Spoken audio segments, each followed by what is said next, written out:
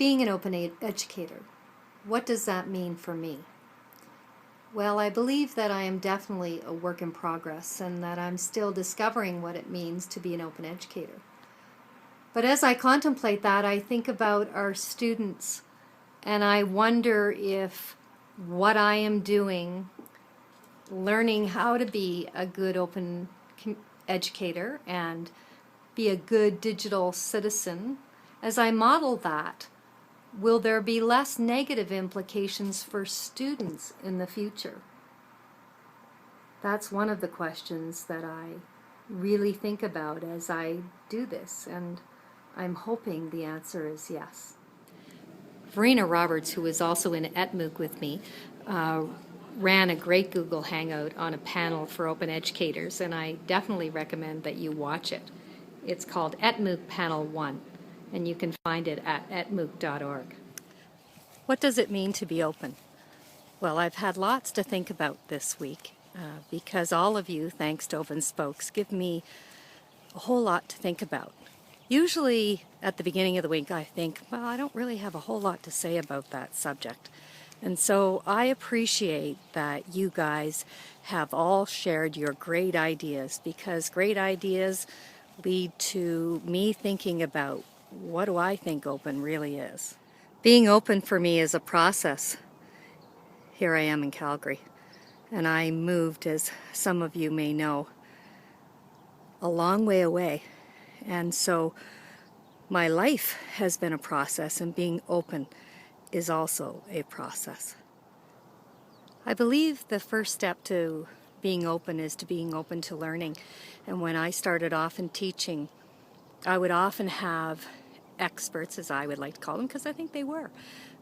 They were consultants who would come in and help me and teach me new ways of doing things. I was young and experienced, didn't have a lot of years behind me, so these people did, and they had many things to teach me, and I am very grateful for that. I was open to what they had to share. They were willing to do it.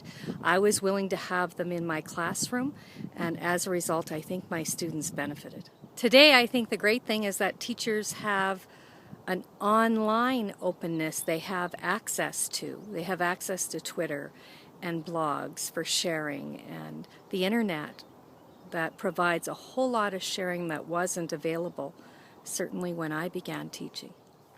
A big part of being open, I think, is understanding what the Creative Commons license is all about. And while I think I'm still learning about that, so I know that being able to share using the Creative Commons license is going to be extremely helpful.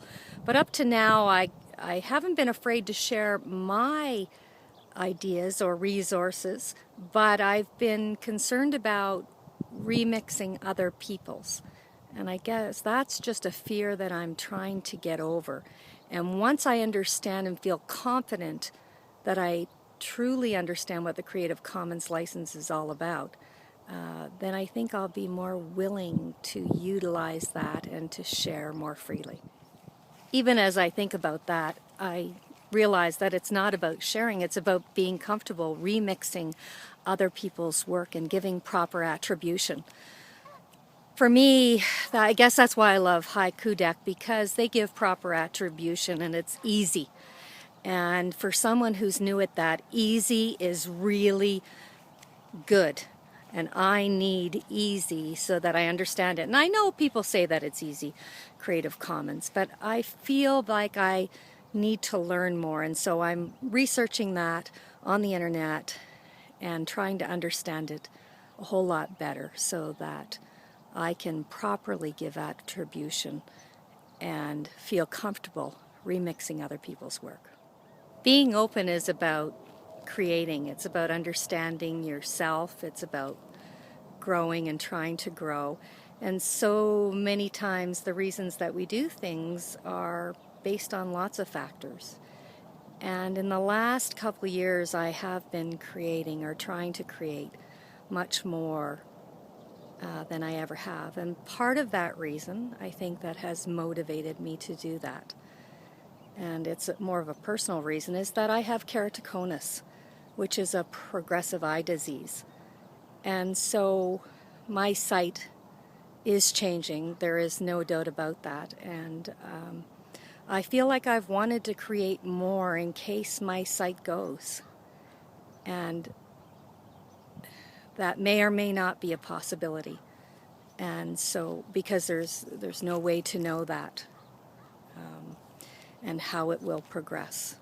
But certainly it has motivated me to want to share more, to create as much as I possibly can while my sight is good, while I can see.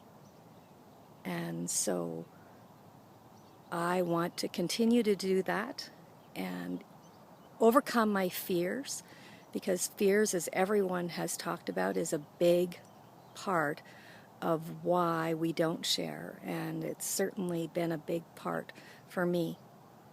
And to be honest, I think there are numerous reasons for that, and some of them have got to do with how we see ourselves, and overcoming those barriers will be helpful not only for our own selves, but our students as well, to show them that it's okay.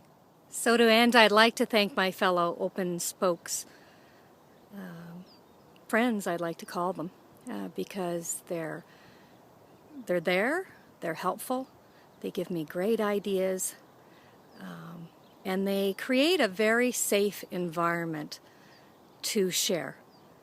And I love that we are open enough to do that in a very positive way that I think creates a safe environment for us to grow. So I really thank you, absolutely.